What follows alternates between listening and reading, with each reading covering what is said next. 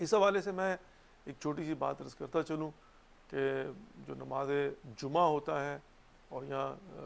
نماز جمعہ کے لیے بالخصوص 5 افراد کی شرط ہوتی ہے کہ ایک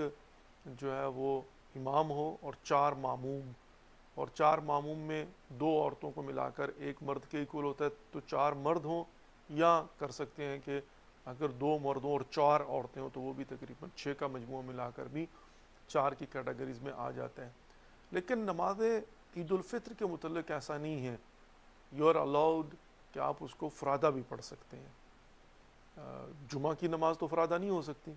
لیکن بہرحال نماز عید جو ہے وہ فرادہ بھی پڑھی جا سکتی ہیں۔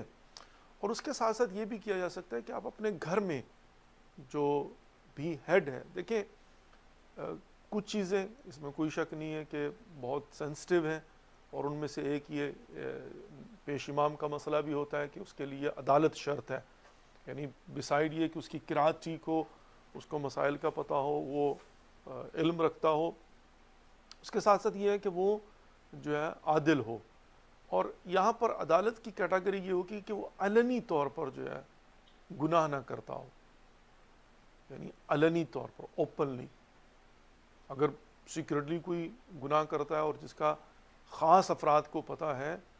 تو ان خاص افراد کے متعلق یہ حکم ہوتا ہے کہ وہ اس کے پیچھے نماز نہ پڑھیں۔ حتیٰ ان کے لیے بھی یہ ضروری نہیں ہے کہ وہ پوری دنیا کے سامنے آشکار کریں کہ اس کی عدالت ہمارے نزدیک ساقط ہے، بلکہ یہ ہوتا ہے کہ وہ جماعت میں کھڑے ہو سکتے ہیں فرادہ کی نیت کر کے۔ یہ کچھ پروٹوکولز ہیں اسلام کے، عزت نفس کسی کی مجروح نہ ہو، لیکن بعض اوقات لوگ جو ہیں وہ چونکہ ان باؤنڈریز کا خیال نہیں رکھتے، تو معاشرے کے اندر وہ جو رکھ رکھاؤ ہوتا ہے، وہ جو پروٹوکول ہوتا ہے، اور جو ایک حد تک کہ مومن کے متعلق اسلام کا ایک ویژن اور انفسائز ہے ائمہ علیہ الصلوۃ والسلام کے ذریعے جو ہم تک پہنچا ہے، تو وہ امپلیمنٹ نہیں ہو پاتا۔ اور یقیناً جب ہم کسی دوسرے کو حقیر سمجھیں گے تو پھر definitely the way we treat others will be treated by others. تو خیر اینی وے، تو عرض کرنے کا مقصد یہ تھا کہ بہرحال عید کی نمازیں جو ہے اگر گھروں کے اندر پڑھنا ہوں تو آپ اپنے گھر میں جماعت کروا سکتے ہیں۔ کمائن کے گھر کے اندر جو گھر کا سربراہ ہوتا ہے، میں سمجھتا ہوں کہ ہونا تو یہی چاہیے کہ گھر میں جو ہے نا وہ اتنی ٹریننگ ہو